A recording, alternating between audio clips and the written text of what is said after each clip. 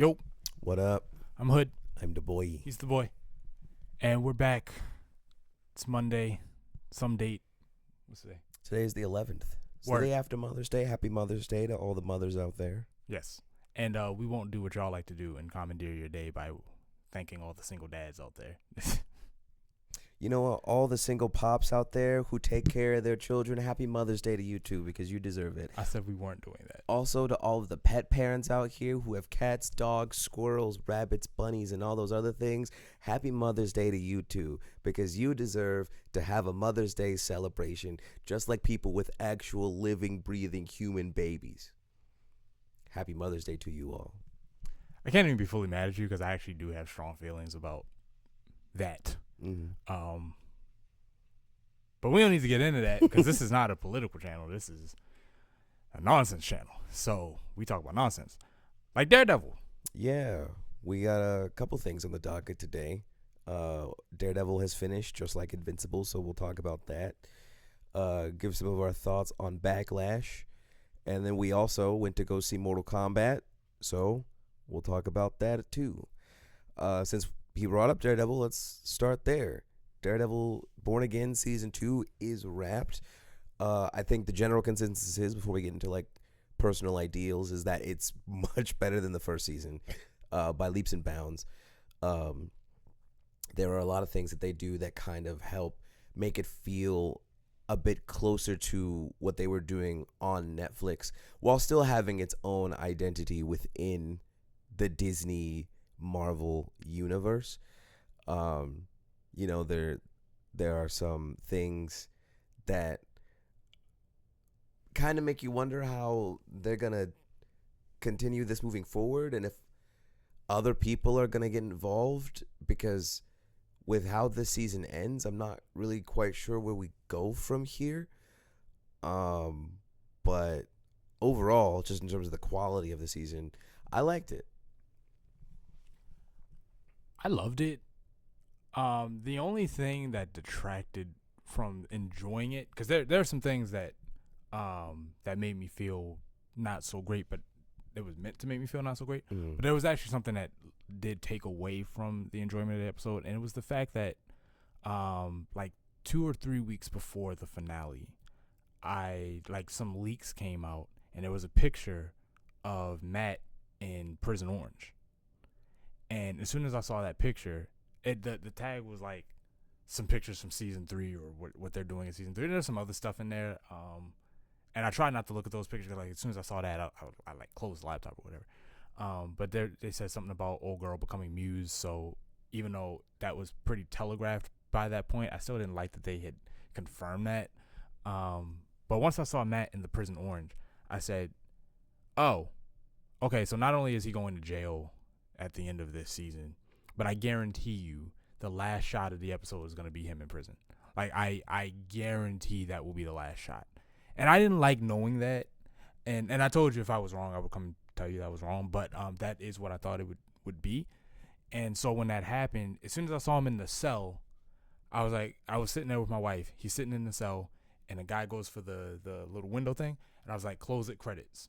And, sure enough. And I was like, all right, I guess it didn't fully compromise getting there, because even knowing he was going to jail, I was still like, when he was cross-examining Fisk, and I started to pick up that he's about to confess to being Daredevil, I still was there. Like, I didn't know what was going to get him arrested. So as I'm piecing together, he's about to flat out admit to being Daredevil, I was still hyped. I was still along for the ride, and the finale episode was still amazing. I just wish I hadn't seen it. Either Disney got to do a better job of keeping their stuff under wraps, or they got to let go of this obsession with just previewing everything so early, because they always want to build hype for the next thing. And it's not just Disney. I mean, everybody does this. They want to build hype for the next thing and the thing after that and blah, blah, blah. So they start giving you the direction they plan on going in early. And I'm like, well, isn't your show supposed to help me figure out the direction we're going in? Not an interview with the director or the writer or a daggone picture. But it didn't ruin it. It just it compromised it. Other than that, was a crazy finale, bro. Yeah. Something that I had been talking to him off camera about that I really wanted more of, and that I appreciated from the Netflix version of Daredevil, is I love lawyer scenes, and I was kind of resigned to the fact that, well, given the fact that this is going to be more action focused, more superhero focused, Matt is currently missing. We can't really do much of the lawyery stuff because that's just not where we go, right? We got a little bit of that in She-Hulk, and that was the best part of that show because the show's god awful. But I absolutely love the court scenes from the first 2 seasons of Daredevil because we don't get any in season 3. Uh, and I was just like, man, it'd be really cool if we could get some of that back. And then we get it. And I'm super excited because just watching Charlie Cox lawyer jargon is just so enthralling to me. So that was great.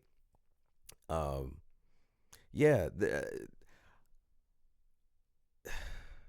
So with this ending, right? Some things that lead up. Last time we talked about it, I think we talked about the fact that Vanessa had died. The main points that you kind of get from these next 3 episodes, because that was in episode 5. Episode 6, basically Daniel finds out that Dee Dee is the leak, or that BB is the leak, and is like, hey, I gotta deal with that. And Jessica Jones shows up, which I love Jessica Jones. Jessica Jones season 1 is actually tied for my favorite Marvel TV show property besides Daredevil season 1, because I just think those two are fantastic. So we see Jessica, and they kind of do some stuff, and they hint at things that either on camera, off camera, you kind of have to catch me up. I haven't seen Jessica Jones season 3, Luke Cage season 2, or Iron Fist season 2. So if there are things that are expressed in that they kind of touch on in the show, right over my head. They it's not that they touch on it per se. What Luke is doing, or is presumed to be doing, in Daredevil, why he's overseas, you can kind of make the leap how he would go from Harlem's hero to presumably some kind of black ops soldier, based on the way season 2 of Luke Cage ended. Yeah. But that was really the only thing. I didn't see anything that was immediately referential to like Iron Fist. Some people are saying maybe they named the kid Danielle because Danny got snapped. I'm of the opinion they named the kid. Did? That's the theory. I'm of the opinion they named the kid Danielle because that's the name of the kid in the comic books. So, that's where I'm currently at. But given that Daniel or Danny was suspiciously not mentioned, and at this point is the only defender who was not seen, because spoiler alert, Luke Cage also makes an appearance in Daredevil right at the very end, which was cool. Jessica, where Jessica is not based off of where Jessica ends in season 3. They've clearly gone on to live their lives, and they're just, stuff has happened since then. You wouldn't derive from the end of Luke Cage or Jessica Jones that they were gonna get together. In fact, honestly, you would have thought they would never get together based on. Yeah, I remember in season 2, Jessica kind of has that moment with Luke where, like, she approaches him and he kind of gives her the okie doke, and he's like, "What made you think that I would ever be with someone who killed my wife?" So that's season 1 of Jessica, but that's is that season 1? Yes, okay. But in defense of that, he's under Kilgrave's control during that moment. Yeah, but I thought he was also like 100% serious too. No, like Kilgrave told him. I'm sure he has genuinely has conflicting feelings about her killing his wife, but that was fully under the control of Kilgrave. That didn't really have anything to do with Luke's legitimate anger to her. He didn't want to hurt her. The reason I said it didn't look like they were heading in that direction is because Luke had the whole thing going on with Rosario Dawson's character, and Coker, the guy who wrote Luke Cage for the show, not the comic, but the guy who wrote for the show Luke Cage was very adamant about not wanting to, get in all that, even though he understood that it was comic book accurate. He's like, he wanted to make a show that was self-contained, and he was about the black experience, and you can feel what you want about that. It has its justifications, it has its detractions. At the end of the day, I personally feel you are dealing with a comic book property. You do owe a little bit of fealty to the property you're dealing with, but he had a vision, and he did his vision. So Luke Cage and Jessica didn't, they didn't get together in the Netflix run. And it looks like Marvel has amended that. Yeah. But again, it's not based off of where it ended. They're just saying it's been 10 years, so things are different now. And we can just kind of, we can just chalk it up to people change in 10 years. Yeah. Let's see. Episode 7 is where you kind of get into the bit of the lawyer stuff. Karen Page gets caught, and so she's being tried as a vigilante, and that's where the lawyer stuff kind of starts. And they're just trying to figure out how to get around it. And also, Daniel dies. Daniel gets caught trying to aid and abet BB. Which is what I was referencing when I was comparing him to Jesse. And I was, if you remember, I initially was going to compare him to a character in Better Call Saul, but you hadn't seen that show, which is why I compared him to Jesse. But Daniel more or less followed this character's arc exactly. The character I was originally going to reference, all the way up until dying. I was like, yeah. What I don't like, I don't mind that Daniel died. I mean, that sucks because he, at the end of the day, he is not, I wouldn't say he's a good guy, but he had a conscience at least. Sure. What bothers me, and not even here specifically, just this trope, I am going to betray my boss, and I'm going to go walk into a room with them alone to tell them that I betrayed them. Run. You leave. You know what I mean? Go home, get your mom, we gotta go, and go wherever BB went, and just skip town. I just don't understand why you would, or at the very least, if you don't run, even if you go home, you just wait. He's gonna catch me. I know he can find me anywhere, so there's no sense in running. But I just hate the trope of I know that I have not done what I'm supposed to do, so I'm gonna just walk into the lion's den. Well, I think it's to show bravery, right? Stop it.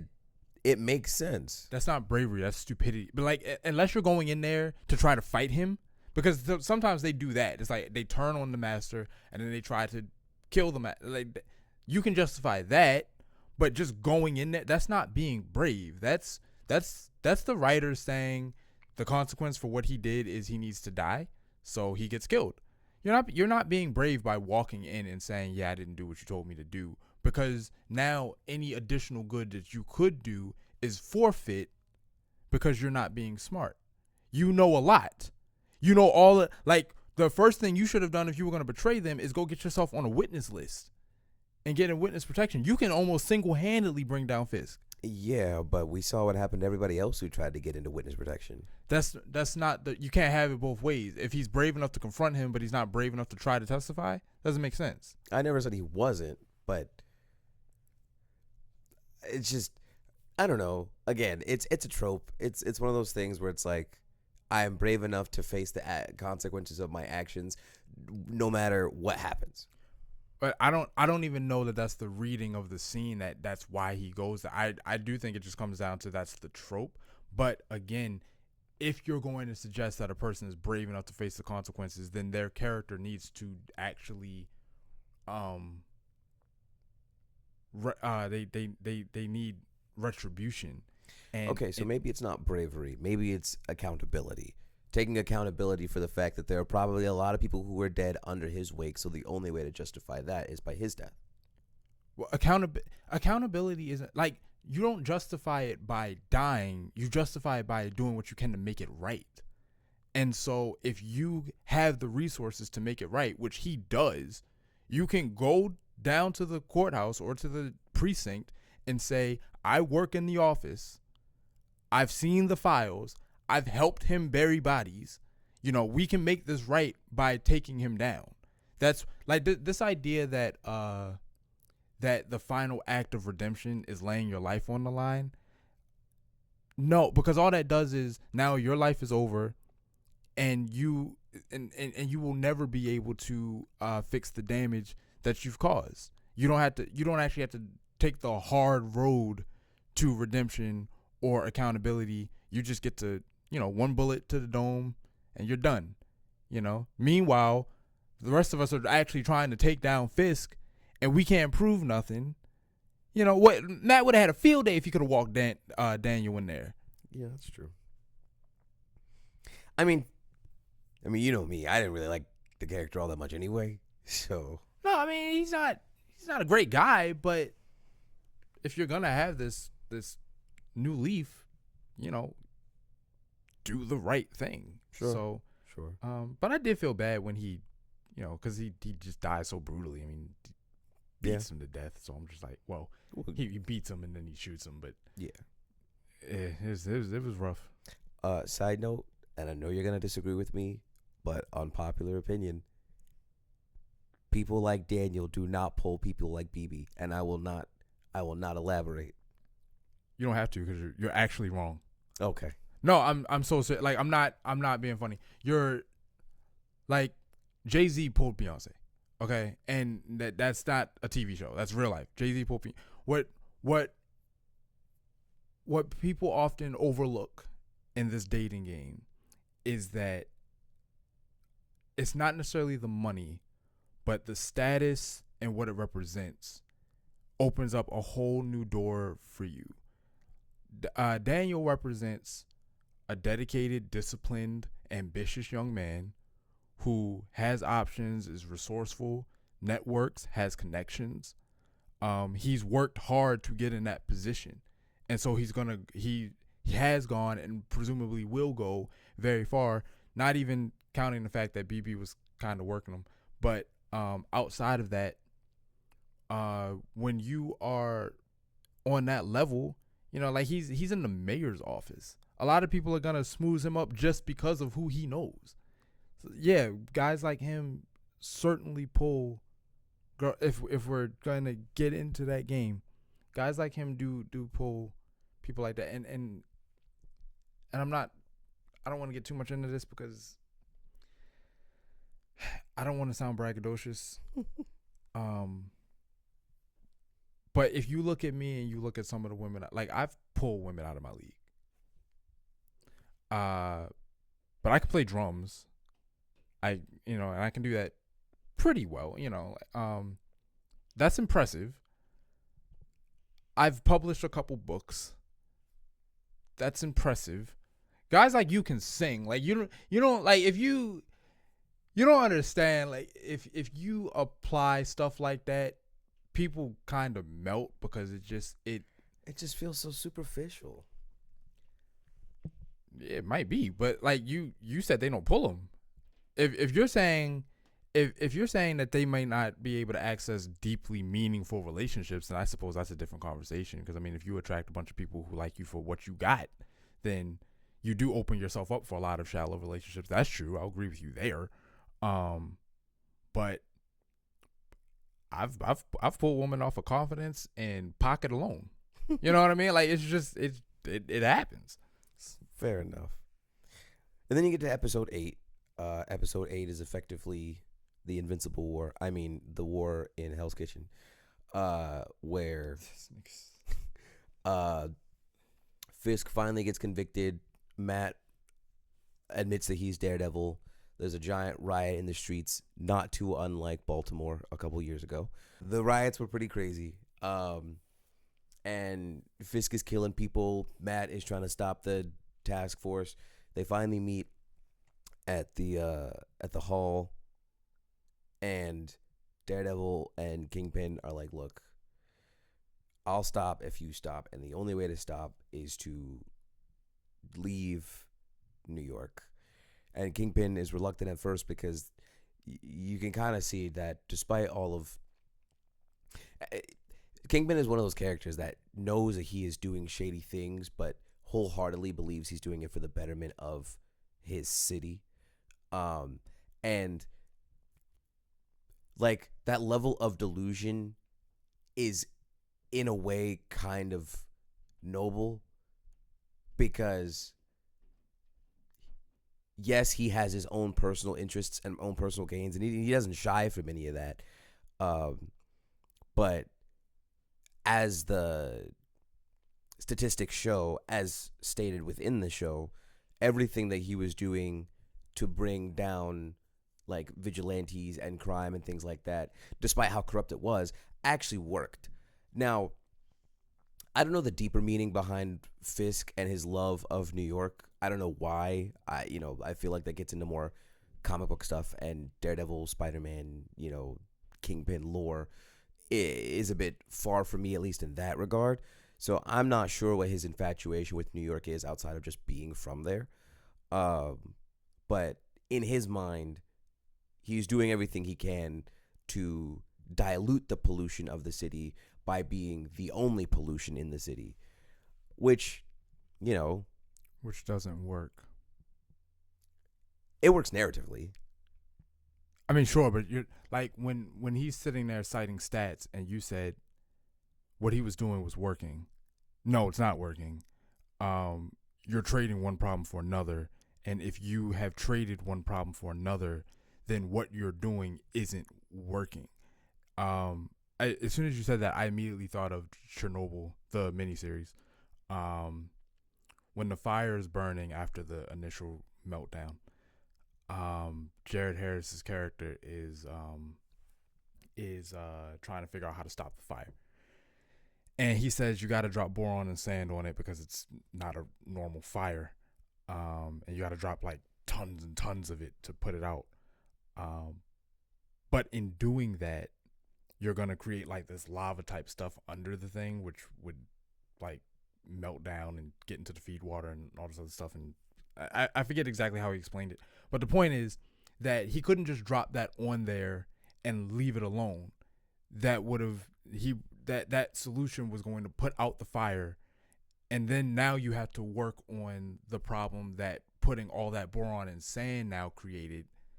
And so if Fisk had to have a phase 2 where I've enlisted this ATF anti AVTF, I've enlisted this task force to deal with this problem. And now that I've dealt with this problem, now the task force are a bunch of corrupt criminals hurting the citizens of the city I swear by. So now I got to figure out a way to deal with the task force. He didn't plan on dealing with the task force, which is why his plan isn't working. He has lowered the stats of crime because he's not counting the crimes of his task force. That's fair. Ultimately, Fisk accepts the deal, and he's off in freaking the Bermuda Triangle somewhere. Matt goes to jail, like he was talking about earlier, and that sets us up for season 3, which is, I think, coming out next year. All in all, like you said, fire ending. I'm excited to see where it goes from here. I'm sure we'll get a trailer in the next six to 8 months or so. And I'm excited to jump back in. I hope season 3 is like Arrow season 7, because Oliver goes to jail at the end of season 6. And so the first half of season 7, while he's in prison, it's all about him trying to hold on to his integrity and his honor while he's in there. Because, you have rules as the hero, but in prison there are no rules. And so to what degree do you have to kind of descend into the madness that these people are in? And it made for really good entertainment for the first half of season 7. They kind of lost their way after he got out of jail, but that's beside the point. So I'm just curious to know if we're going in a direction like that for Daredevil, because he's also in there with the task force. Mm-hmm. And that dude Powell, I know a lot of people wanted him gone, but I'm actually more interested with him being locked up in prison, because to me, I think there's, provided you can't corrupt the system and bail out or take over the prison, I think there's more to be said about being alive and being in a cage Mm-hmm. where you can actually answer for what you've done. Mm-hmm. On top of that, prison only serves to protect you from those who can't be redeemed and rehabilitate the ones that can. Outside of those two things, there's no sense in doing it. And without getting into the privatization of prisons and all that other kind of thing, I do truly believe that the only value of prison are those two things. And so you should be trying to rehabilitate the people that are in prison. And so you can't rehabilitate a dead person. And I know when we get into these kind of crazy crimes, murder and touching of people that shouldn't be touched and all that kind of stuff, that conversation tends to go out the window. I don't think you can afford to let those conversations go out the window, which is why I appreciate Matt so much, because there are lines he won't cross because he knows what he is admitting. If he crosses those lines, he's admitting that this doesn't work. And not only does it not work, but it can't ever work. And you don't want to get to that place. And as much as it sucks, going to jail means that he's maintaining his faith in the system. He's a criminal. Mm-hmm.